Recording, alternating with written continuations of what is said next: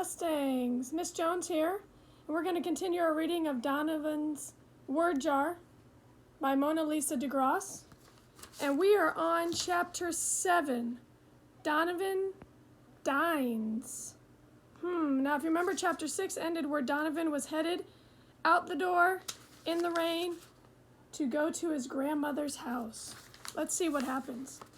Donavan pushed open the heavy glass doors to the Mellow View Apartments. He smiled at Mr. Billgut, the security guard, as he signed his name in the guest book. Donavan pushed the button and got onto the elevator. His grandma lived on the 4th floor. Donavan didn't like where Grandma lived now. Everyone there seemed so gloomy. He wondered if all senior citizens' apartment buildings were like that. He missed the big house that Grandma used to live in, with its front porch and large backyard. Grandma had decided that her old house was too large after Grandpop died, so she sold it and moved. Now Grandma lived in a senior citizens building just a few blocks from where Donavan lived. He could see her anytime he wanted, and that was the best thing about her new apartment. This reminds me of my grandmother. She actually moved into a senior citizens home too after my grandfather passed away. Donavan knocked on the apartment door and waited. When his grandma opened the door and saw him, she smiled. "Donnie, what a pleasant surprise," Grandma said, opening the door wider. "It's nice to see you. Come in." Donavan went inside and began to take off his coat. He looked around Grandma's apartment. His grandma was a collector too. She collected anything given to her by her family and friends. Donavan thought this was a silly idea the first time she explained it to him, but then he decided that he liked the way Grandma's different collections blended together. Her apartment reminded him of a patchwork quilt, colorful, warm, and cozy. Old-fashioned dolls and lace-trimmed dresses were propped against an assortment of pretty teapots. Strange seashells of different shapes and sizes surrounded potted philodendron, ivy, and African violets in small clay pots. Those are all different types of flowers.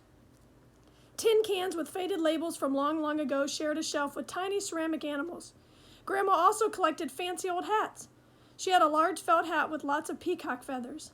Another hat was box-shaped and covered with a veil. The veil was sprinkled with lots of glittery stars.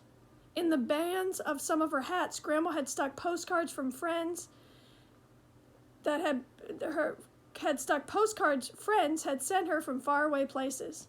One postcard invited her to sunny, funny Acapulco. That's a city in Mexico. Another postcard said that things were just dandy down south. Donovan's favorite place in Grandma's apartment was her picture wall. Here she displayed photographs of people she knew and liked. Grandma said that if she had not seen a person for a long time, she would visit them on her wall. So whenever he missed his grandpop, Donavan would go to the wall and visit him. It is nice to remember folks that have gone away. And there's a picture of Donavan looking at the photo wall. "Donnie," Grandma called from the kitchen, "would you like to have some lunch?" "Is it soup?" Donavan loved Grandma's soup. "Yes, it's your favorite, and I have plenty of crackers," Grandma answered. "Did you call your dad and let him know you got here safely?" Grandma asked. "Not yet. I'm getting ready to do it now. I'll tell Dad I'm staying for lunch," Donavan said. He wondered which of his favorite soups Grandma had fixed. He had so many. I wonder too. Do you have a favorite soup? I definitely do. My favorite type of soup is tomato soup, and I like to have it with a grilled cheese sandwich. All right, so that is the end of chapter 7. We haven't figured out if Grandma's going to be able to solve Donovan's dilemma.